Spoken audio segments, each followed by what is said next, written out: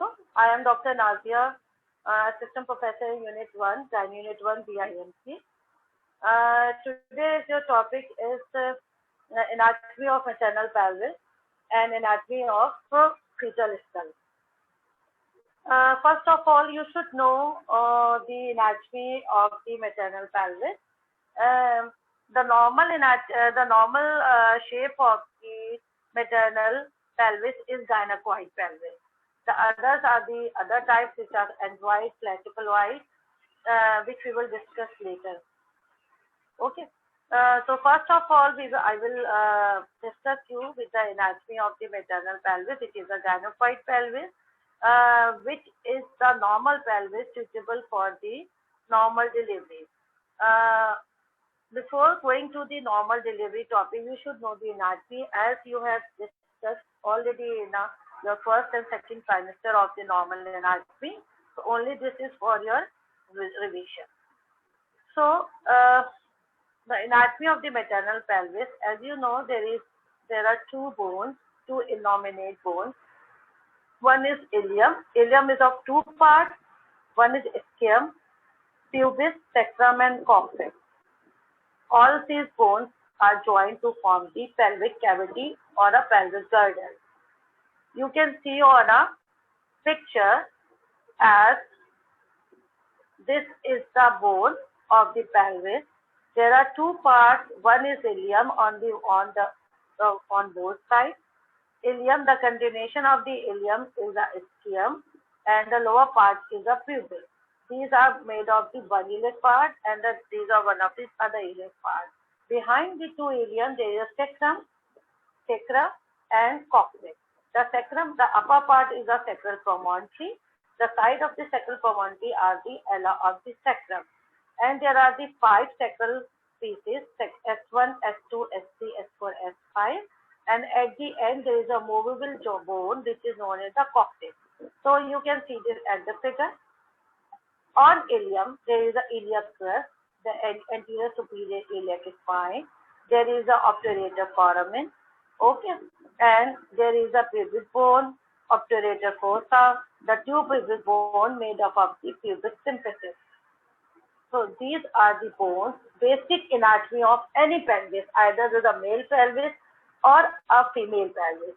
This is the normal bones of all the pelvises of the female and male pelvis. This is a side view of the female pelvis, only the lateral view, and basically the pelvis is made of the false pelvis and the true pelvis. We are basically concerned with the true pelvis, which is behind the sacral promontory. The false pelvis is started above the sacral promontory, and the true pelvis is started from the sacral promontory, from the start of the iliac, where we are concerned with these are divided into the inlet cavity and the pelvis. Okay. Then, what are the parts of the gynecoid pelvis? As you know, there is a normal gynecoid maternal pelvis. Here we are concerned basically with the gynecoid pelvis, which is suitable for the process of the normal labor and normal delivery. So, the gynecoid pelvis, as you know above, is divided into inlet, cavity, and outlet. There are three parts: inlet, cavity, and outlet. Okay. So, this is the inlet, the true pelvis inlet, the cavity, and the outlet. There are boundaries. Basically, these are the imaginary lines which we are draw to divide the pelvises into the inlet, cavity, and the outlet. These one by one we will go for the each boundary. So initially we start with the pelvic inlet. Pelvic inlet, the boundaries. How you will make the boundaries of the pelvic inlet? There is the anterior boundary, the lateral boundary, and the posterior boundary. So if you are imagine the normal cavity of the pelvis, the normal bone of the pelvis, as you have seen in the above slide, the inlet is the starting of the true pelvis. So anteriorly, the boundary is divided by the anterior upper border of the pubic symphysis. Okay. Laterally, side wall. Laterally, pubic bones, iliopectineal line, and behind ala of the sacrum. And posterior. Posterior means behind. Is the promontory of the sacrum. I will show you the picture again as you know the inlet.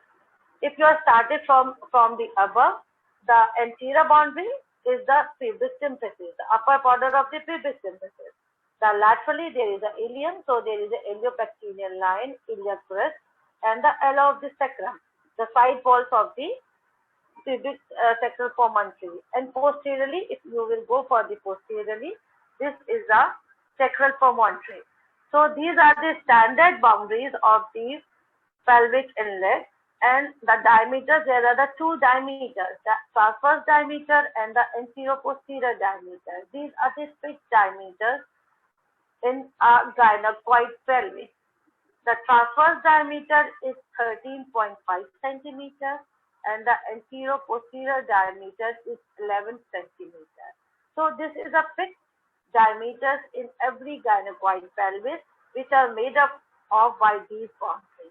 You should know and you should learn the normal boundaries of the pelvic inlet of a gynecoid pelvis. Okay. Then we will go for the cavity, the mid cavity, the cavity of the pelvis. So again the boundaries will be made up of anteriorly from the front side. It is a middle part of the pubic symphysis. Laterally pubic bone, obturator forsythia, inner aspect of the ischial bone. Posteriorly, behind the second and third section of the sacral bone. So, I will show you the picture again. So, this is a true pelvis. This is a pelvic cavity. If you will see from the front, the mid cavity, this is the rounded cavity anteriorly from the middle part of the pubic symphysis. Laterally, you will see the ischial tuberosity, obturator fascia, and posteriorly behind the second and third part of the sacrum promontory of the sacrum. Okay, the sections of the sacrum. So the diameters of the mid cavity in transverse and the anterior-posterior diameter is 6, which is 12 centimeter, which is equal. Both the transverse and the AP diameter are 12 centimeter. Okay. Then we will move to the pelvic outlet.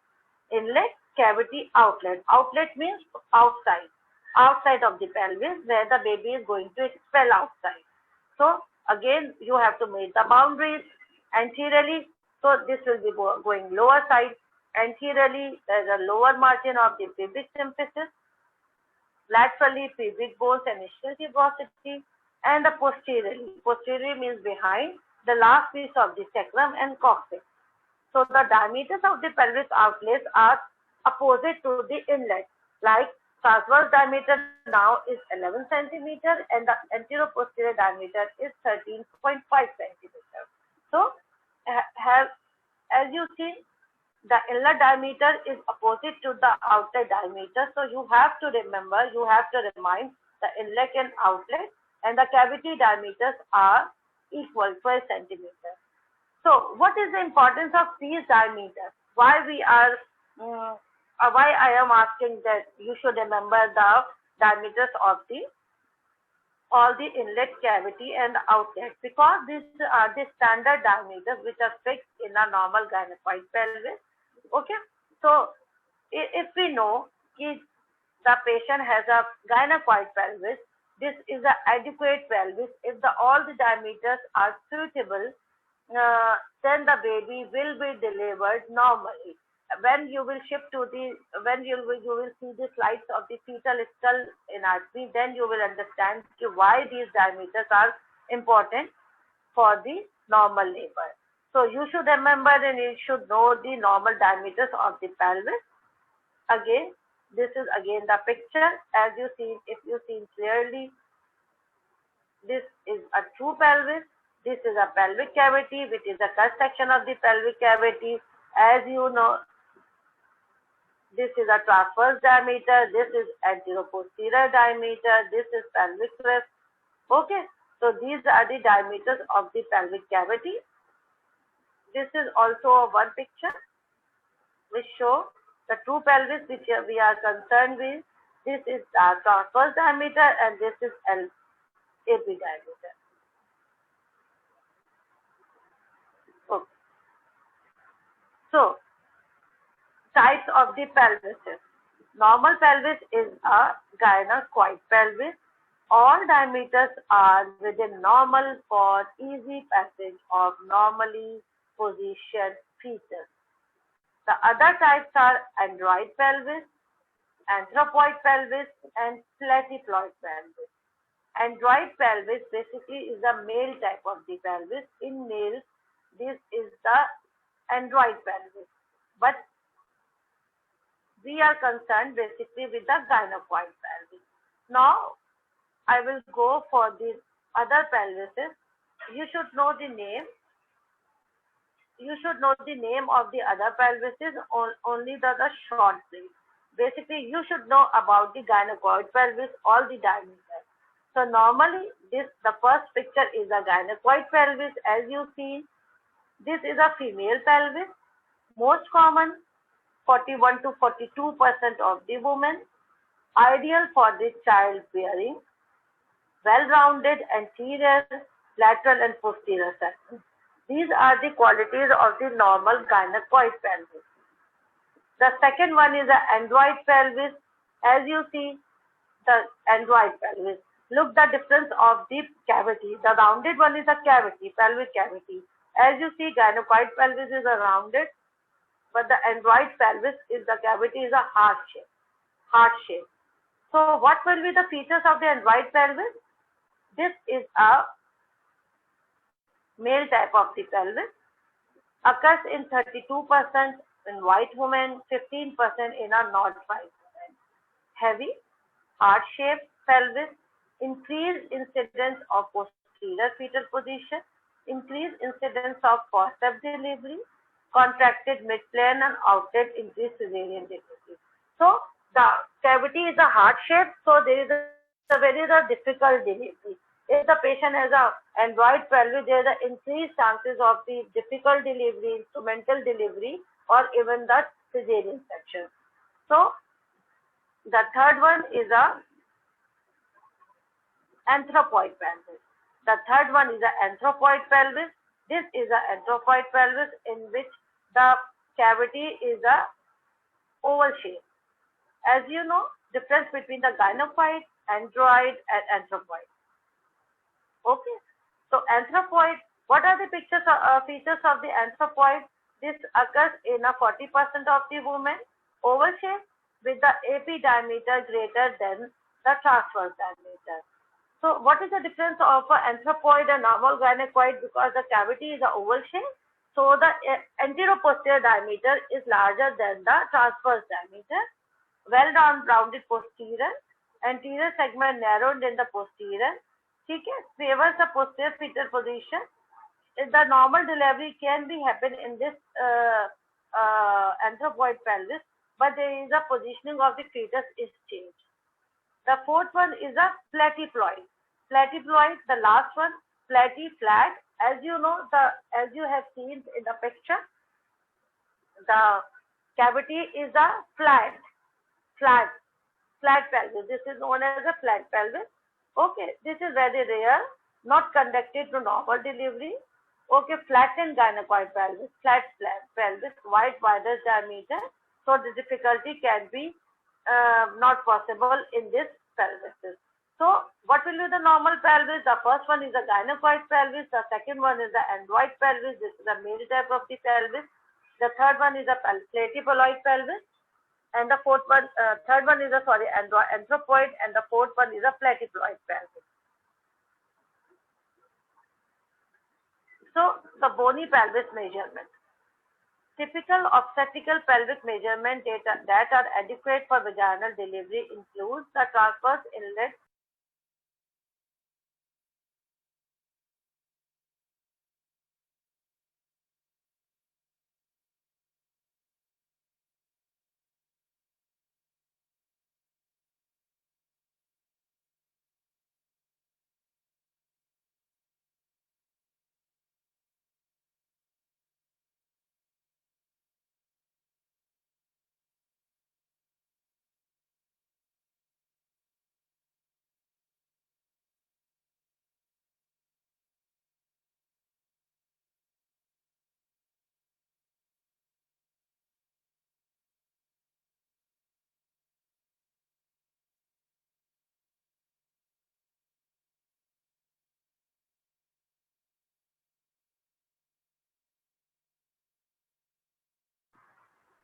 Sorry. Are you listening?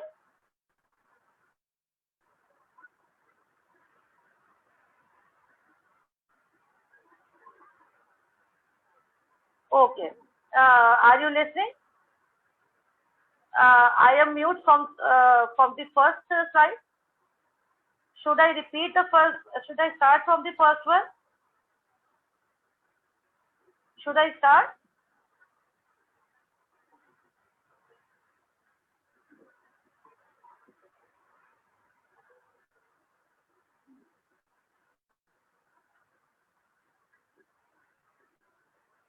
Start from.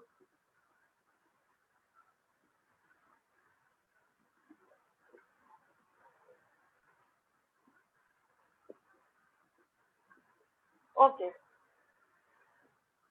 Everyone is listening? Okay. I will repeat from the measurement. Okay. Okay. Sorry, the mic was muted. Uh, we will start from the gynecoid pelvis. You all basically these are the practical topic. Now, you will fully understand if I have a model or you will be in the ward. So basically, we have only picture, so you can understand by the picture. So there is a pelvic inlet, cavity, and outlet. Okay. So we will start from the beginning. The gynecoid pelvis, the boundaries of the pelvic inlet is anteriorly upper border of the pubic symphysis, laterally pubic bones, iliopectineal lines, and the ala of the sacrum, and the posteriorly promontory of the sacrum. Okay. So the diameter, no, but actually some students are missing, so I will repeat it. Okay. So the transverse diameter is 13.5 centimeter and the anterior diameter is 11 centimeter at pelvic inlet. Then we will go for the mid cavity. The boundaries are in the mid cavity are anterior middle of the pubic symphysis, laterally pubic bones, obturator fascia, inner respect of the ischial bone, and posteriorly second and third sections of the sacrum. Okay, the diameters are equal, the transverse and the AP diameters are same, which is 12 centimeters. Then we will go for the outlet, pelvic outlet. The boundaries are anteriorly the lower margins of the pubic symphysis, laterally the pubic bones and ischial tuberosity, posteriorly the last piece of the sacrum. And the boundaries are opposite at the inlet. Here the transverse diameter is 11 centimeter and the AP diameter is 13.5 centimeter. These are the diameters of the normal gynecoid pelvis. This is a picture. This is a transverse. This is an AP diameter. Okay. So all the diameters are within the normal for the easy passage of normally positioned fetus. The other pelvises are the android, which is the male top of the pelvis. This one. The first one is the android gynecoid pelvis. The second one is the android pelvis, in which the normal delivery cannot be happen. The third one is the anthropoid pelvis, in which the normal delivery can happen, but with the different positioning of the baby. And the fourth one is a platyploid pelvis, in which the normal delivery cannot be happened, so the patient is going for this cesarean section. So we are basically concerned with the gynecoid pelvis. So my again question is that how I know this patient is a gynecoid pelvis and android pelvis. So basically there is no HIFI investigation.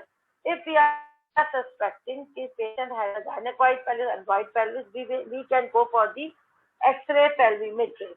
But as you know, X-ray rays has a hazard of the pregnant patient. So nowadays we are not routinely doing the X-ray for the diameters of the pelvis. We just do the clinical pelvimetry at 37 weeks of the gestation.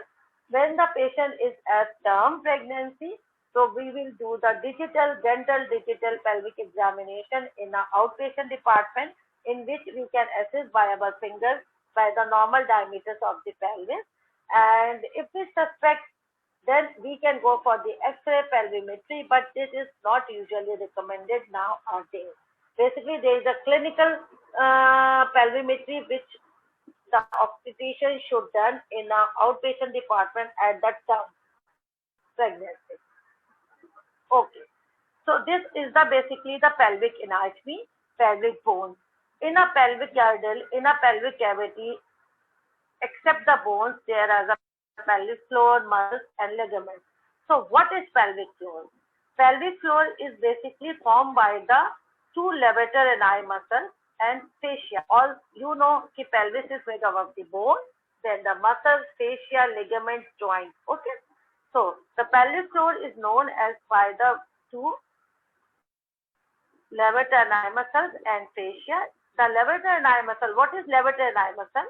Levator ani muscle basically is made up of the three muscles: iliococcygeus, pivococcygeus, and pivorectalis. Okay, this is a large muscle, large band of the muscle which is coming from the lateral pelvic wall and joins the last two muscle band which is coming from the origin is from the pelvic floor, pelvic cavity, pelvic it will join in the mid of the position and form the large pelvic muscle, which is known as the pelvic floor.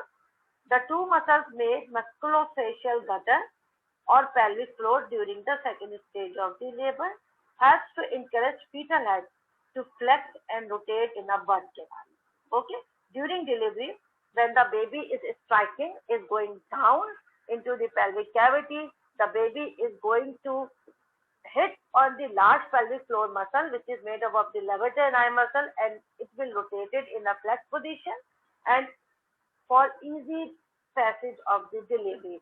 When you will learn about the normal delivery procedure, then you will understand what is the function of the levator ani muscle. Okay. Perineum. What is perineum? This is the picture of the outlet, the vulval area, the outlet. Okay, perineal body basically is the condensation of the fibrous and muscular tissue between the vagina and the anus. Basically, what is perineal body? It is a condensation of the fibrous and muscle. All the muscles and all the fibrous tissue condense at the perineal area between the vagina and the anus. As you know, there is a vaginal opening, the anal opening, and the urethral opening. The outer part of the vulva is made of the labia majora and minora. So basically, this is a cut section in which this is a condensation. This is the perineal body between the vagina and anus formed by bulbocavernous muscle, perineal muscle, and the fibers of the external sphincter. Which is the perineal muscles? Perineal muscles are the levator ani muscles, iliococcygeus, pivococcygeus, and the fibers of the external sphincters. Sphincters, which what are the sphincters? Sphincters is the form of the anal canal, which is helpful for the defecation. So, as you know, the picture, the yellow one is the perineal body. You can see clearly the yellow one is the perineal body, the red one is the ischio-cavernous muscle. Okay, the green one is the bulbocavernous muscle, and the blue one is the transverse perineal muscle. Okay, so you can see the green one is above the green one is the labia majora, the upper part is the clitoris, then the urethral orifice. This is the vaginal orifice, and beneath the yellow one is the anus or anal canal. So the perineal body, the yellow one, is basically the condensation of all muscle fibers. This is perineal body, which is helpful for the delivery, normal delivery of the baby, and for the perineal support.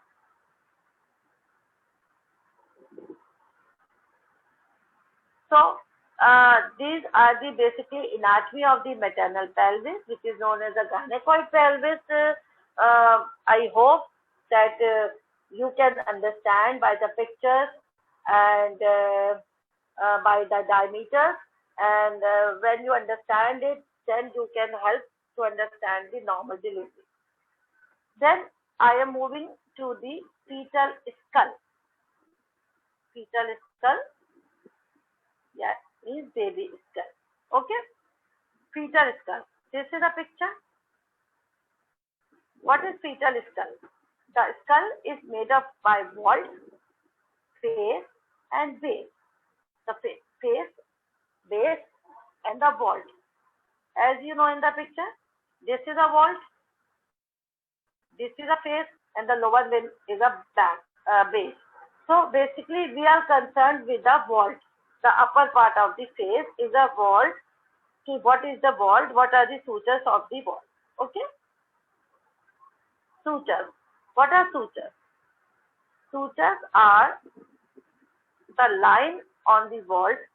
Basically, these are the lines on the vault formed by the individual bony plates of skull meet one another.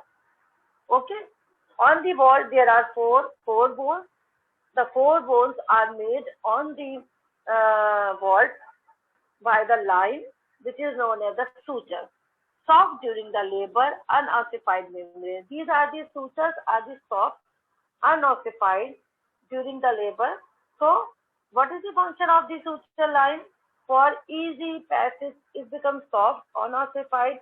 So, during delivery of the baby in the vaginal canal, it can be unossified, it is soft, the easy delivery of the head.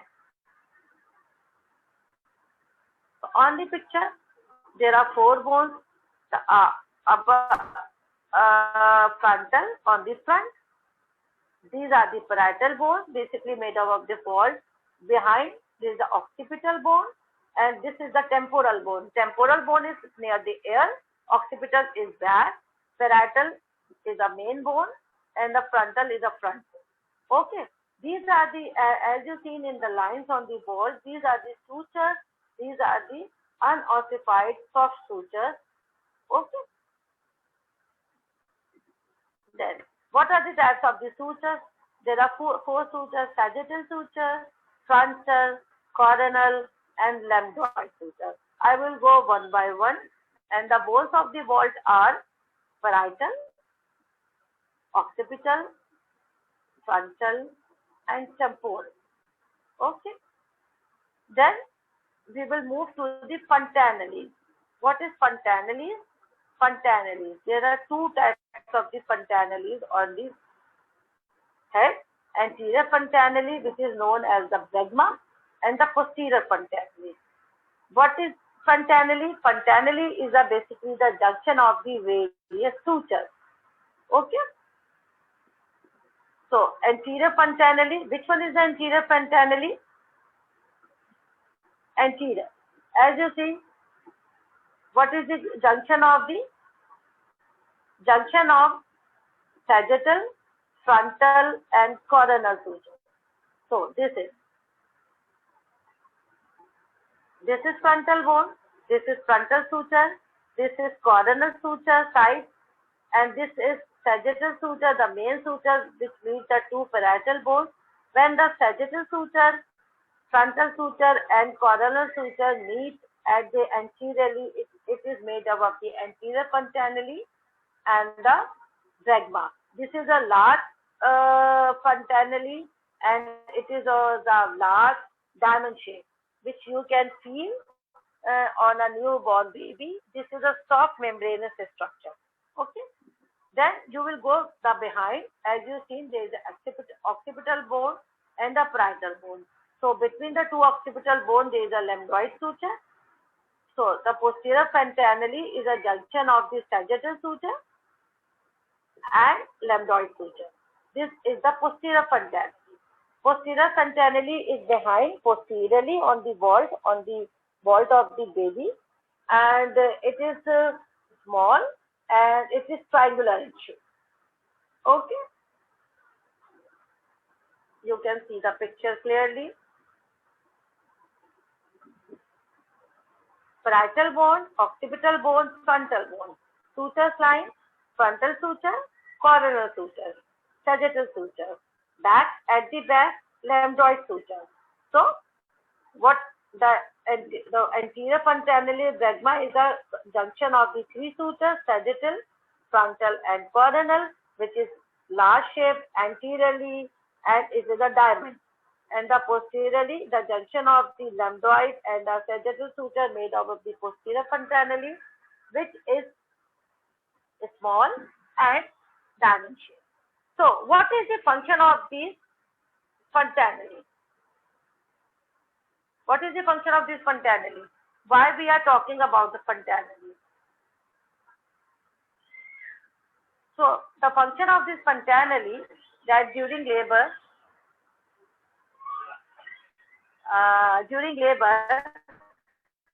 uh, uh, when you will assessing either the head is flexed or extended, these fontanelle as the landmark during the examination, you can examination vaginally when the patient is going in labor and there is a dilatation.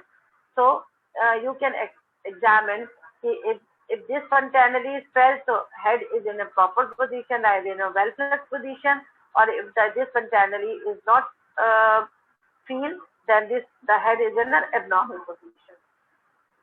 So next is a vertex. What is vertex? The area bounded by the two parietal eminence and anterior and posterior fontanelle is a vertex. Vertex basically is the highest point in a parietal bone, in the upper part of the parietal bone, between two parietal eminences and anterior posterior fontanelle. In cephalic presentation, means in head position, in a normal position of the baby, the vertex is the presenting part, and which is used to define the position of the fetal head in relation to the pubic symphysis. So again, the importance of the fontanelle during labor by vaginal examination facilitate the correct diagnosis of the fetal head position. Favorable position is occipital anterior position. Okay, I will show you the vertex. This is parietal bone, the large bone of the skull. So vertex is the mid position of the highest point of the vertex between the anterior and the posterior fontanelle on the parietal bone. This is basically the landmark of the cephalic presentation in a well-flexed occipital anterior position. Okay. Then shape of the fetal skull is a ovoid in shape. So there are the diameters, attitude. There is an attitude. What is attitude? This is a degree of the flexion and extension of the fetal head and upper cervical spine. Which is the cervical spine? The baby cervical spine. When the head is flexed and extends of the fetal head and upper cervical spine, it is known as the attitude. And the longer diameter of the head are represent to pelvis depend on attitude of the fetal head during labor. So these are the different diameters of the fetal skull. As we have learned about the fetal skull point, you have learned about the suture line, what is anterior fontanelle, what is frontal line, what is posterior fontanelle, how many sutures, what are the parietal bones. Now we are concerned basically with the diameters of the fetal head. As you learned about the gynecoid pelvis, what is the transverse diameter, what is the AP diameter. So we should know the normal diameters of the fetal skull because we are concerned with the normal delivery. If the diameters of the fetal skull are adequate, are good, head is in a well-flexed position, then that baby can be delivered easily through the gynecoid pelvis. Okay, so the diameters of the fetal skull. First of all, we will go for the suboccipito-bregmatic diameter.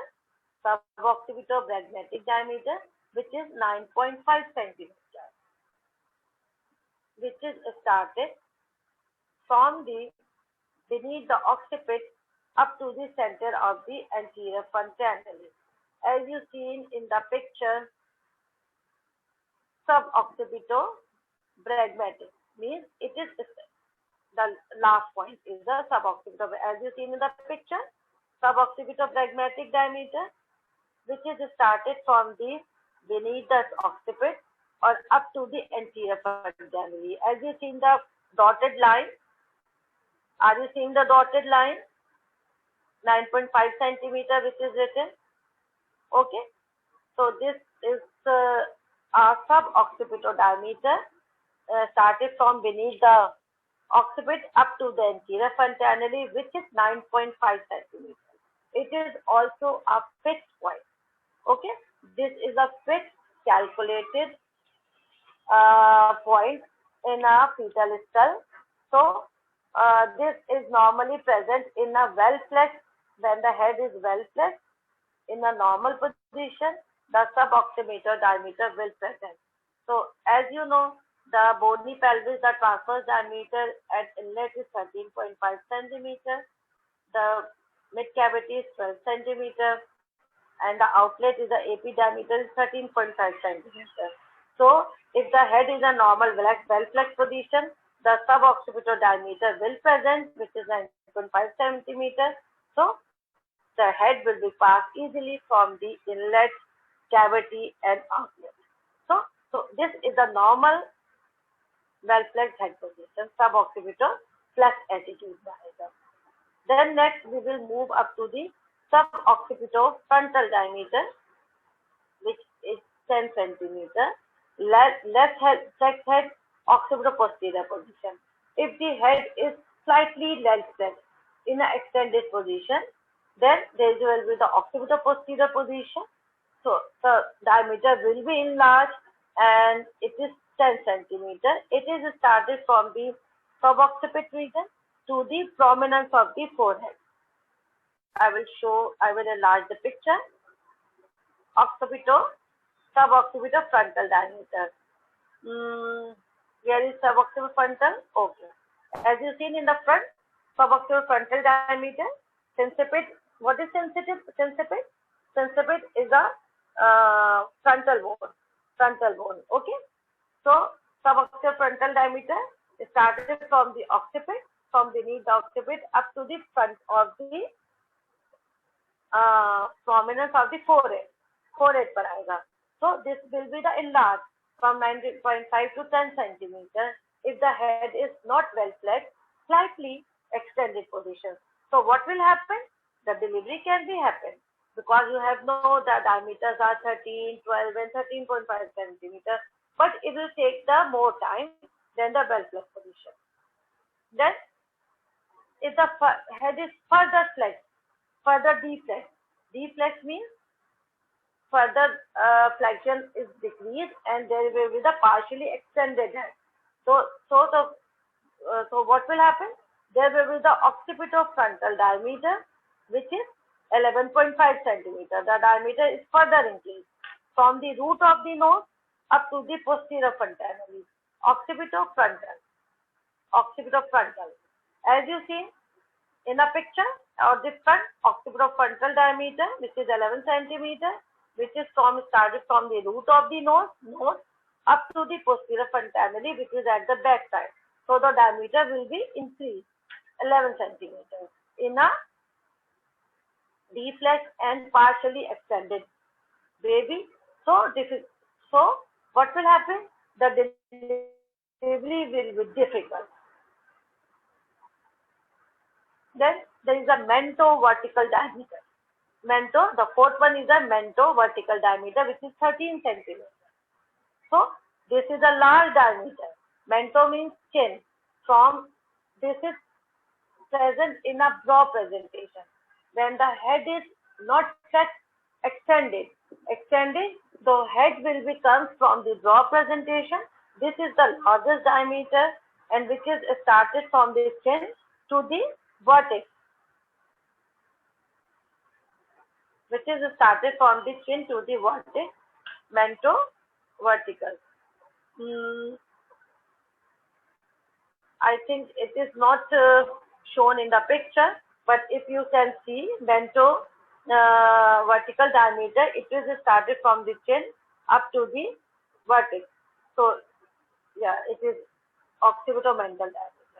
It is shown in occipital-mental diameter, but it is a mento-occipital diameter. As you see, started from the chin up to the highest point. This is 13 centimeters. So what will happen in a 13 centimeter diameter? What will happen? This is the largest diameter.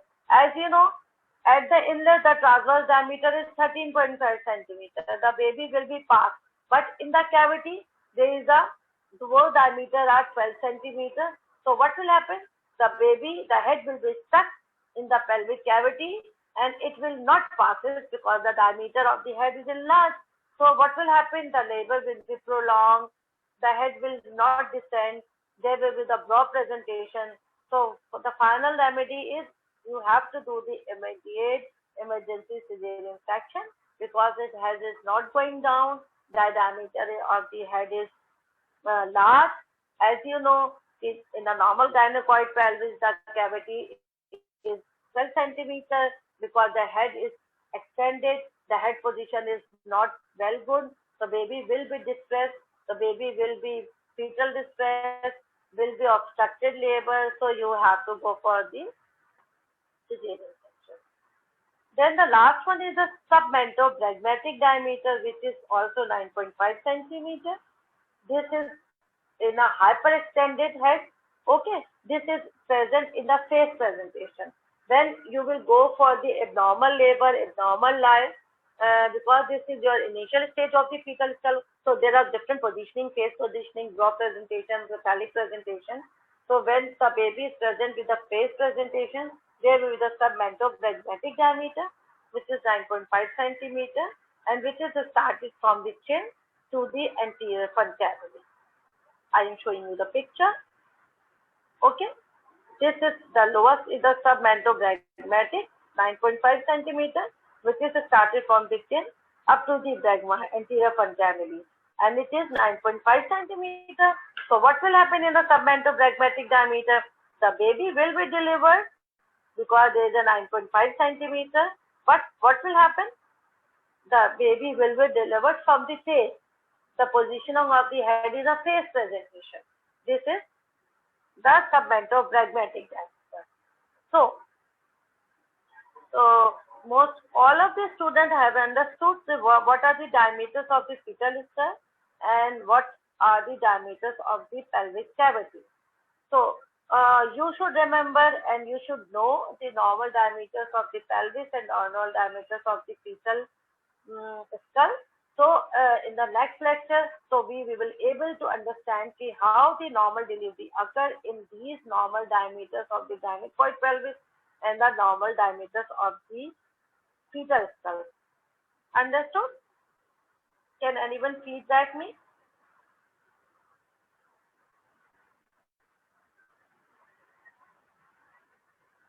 How can we measure this? Yeah, very good question. How can we measure? These are the submentopragmatic, occipitopragmatic, because routinely we are not doing the X-ray of the pelvis, X-ray of the fetal skull. So basically, beta, I was telling you that this is a broad presentation, this is a well flexed position. Basically, you can understand by the positioning of the fetal head during the labor. If the head is in a proper flexed position, so what will happen? You can feel the posterior fontanelle in a well flexed position. You can expect that in a well flexed position when the labor is going progress, routinely progress, good progression. So the head will be descend down from the pelvic inlet then to the cavity. You will examine during the labor. Okay, you can examine during the labor. So if the head is going down well, the labor is going progressing, the head will be descending from the inlet to the cavity, then you can expect that this is the suboccipitopragmatic diameter. But if there is a not deflex head, there is an extended head. So what will happen? The labor will be prolonged. In a broad presentation, which is the largest diameter, the head will be stuck in the pelvic cavity. In spite of the good contraction, the head is not descending down. So you can understand it by observing the normal labor, normal partogram. Okay. So these are the different diameters of the head that you can detect it during the labor, during the examination in a positioning of the fetal head, because there is no asset investigation before the labor, during the antenatal, not even the ultrasound will tell you what will be the positioning of the head during the labor. When the patient came in the labor, you can assess by the contraction, by the dilatation, by the descent of the head. when you will go for the labor topic, you will understand what things are necessary for the labor. There are three things: the power, passage, and passenger.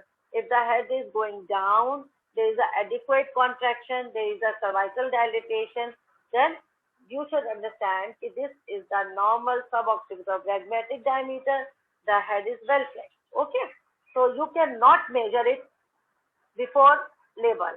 Okay, if you are doing normally every patient for X-ray for the diameters of the head, you cannot do it because X-ray has a waste, can hazard the baby. You can normally not screen every patient for the X-ray by the head. This basically the assessment, the clinical assessment during the examination, during the labor, by the different attitudes of the baby, by the lie of the baby, by the attitude of the baby, by the presenting part of the baby. Okay? So, what is fetal lie? Lie. What is presentation? What is position? Basically, this is not included in this topic, but for your mind clarification, fetal lie. What is fetal lie? Fetal lie is a relationship of the longitudinal axis of the fetus to the longitudinal axis of the maternal spine. Okay? Basically, this is a feeling which you are palpate the baby on per abdominal during the per abdominal examination. Normally, the baby is in a longitudinal line, but if it is in a transverse or oblique direction, this is the abnormal line. What is presentation? Presentation is basically the part of the fetus which occupies the lower pole of the uterus. What is the part of the fetus? Normally, there is a head, which is known as a cephalus, and the second one is a breech, which is buttock. So normally, the normal presentation, what is the part of the fetus which is present at the lower part of the uterus? Normally, there is a head, the cephalic or cephalic. If there is a other than the cephalic, is a abnormal presentation like breech, like shoulder, like compound. And what is the position? Position, basically, this is the relationship of the bony fixed point on presenting part in relation to the various quadrants of the pelvis. Okay? This is basically occipito-anterior and occipito-posterior position.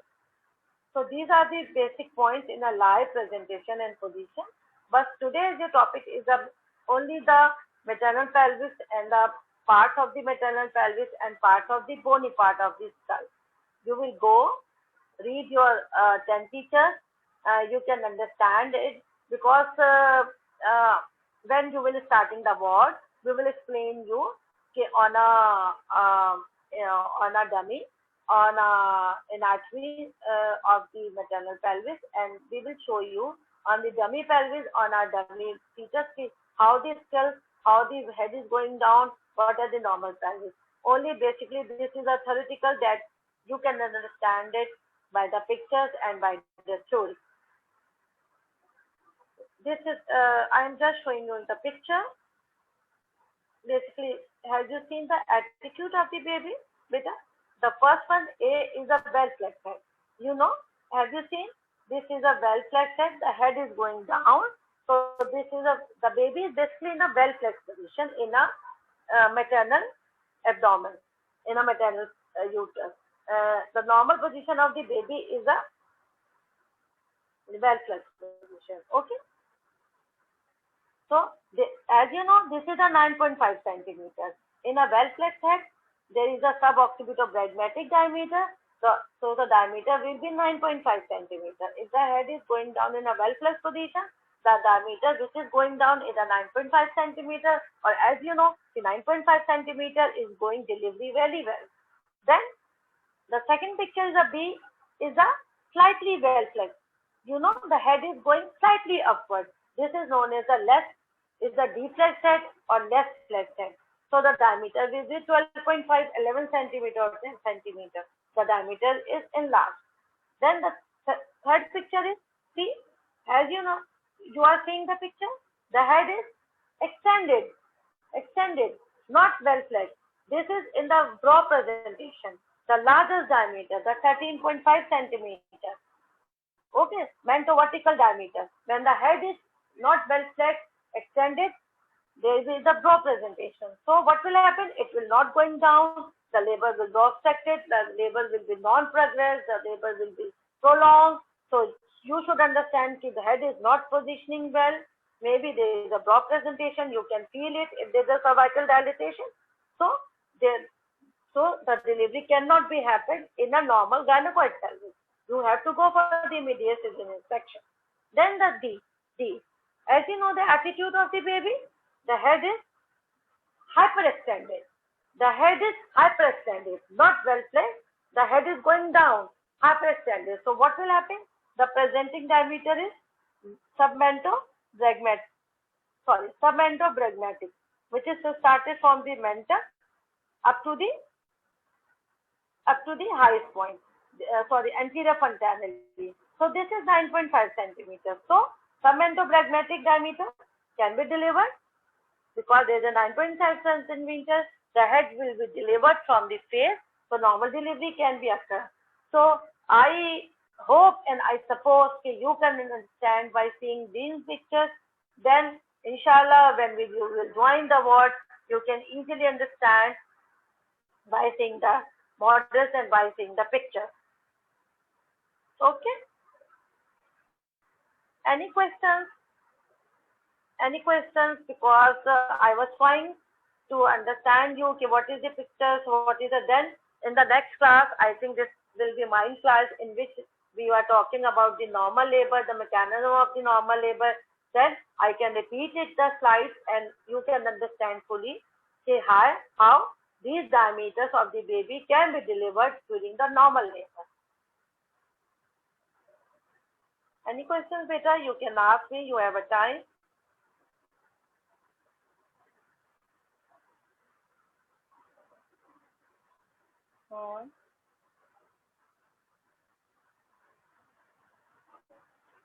The one question was how can we decide? Some student asked me, how can we decide this patient will be going for this section of vagina? Okay, I can answer it. When you will doing the antenatal examination in a normal OPD, you are examined the upper abdominal examination, and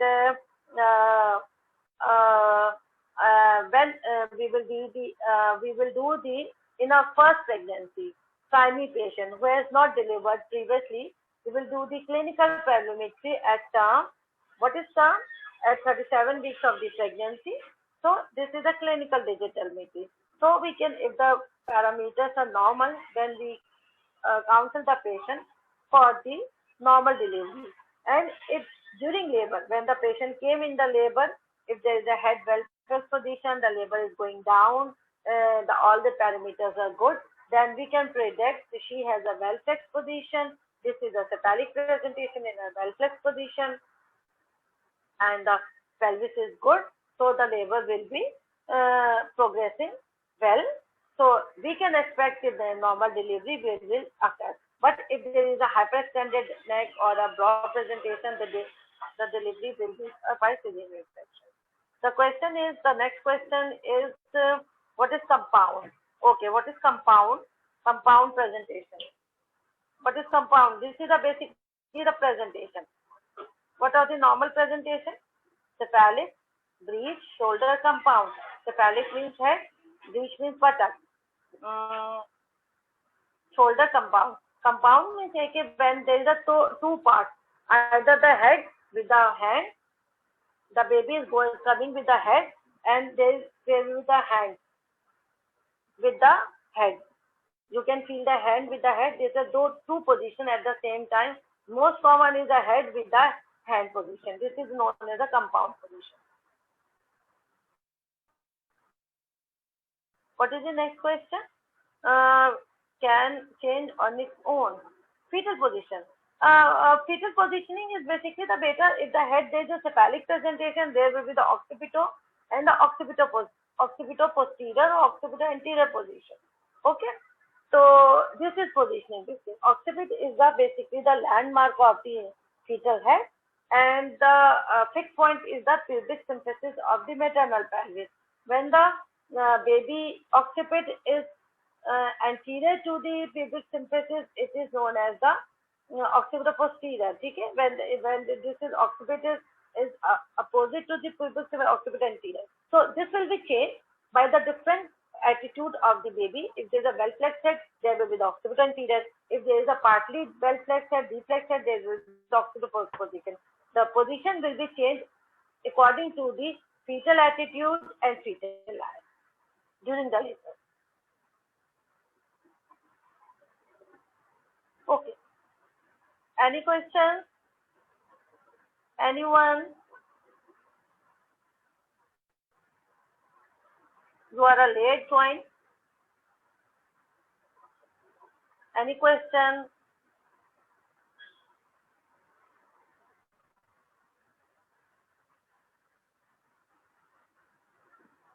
Any question, beta? Hello जी madam. Hello hello जी, मेरे तो वैसे topic जी जी नुमान साहब बात कर रहे हैं। जी जी मैडम। हेलो मेरा तो ऑलमोस्ट कंप्लीट हो हेलो। गया है 50। जी बोलिए। ठीक है मैडम, मीटिंग एंड कर दूं? एंड कर दूं मीटिंग? हाँ ठीक है, कोई क्वेश्चन, हाँ कोई क्वेश्चंस भी नहीं आ रहे, मेरा ऑलमोस्ट हो गया है तकरीबन पूरा ना जो आज का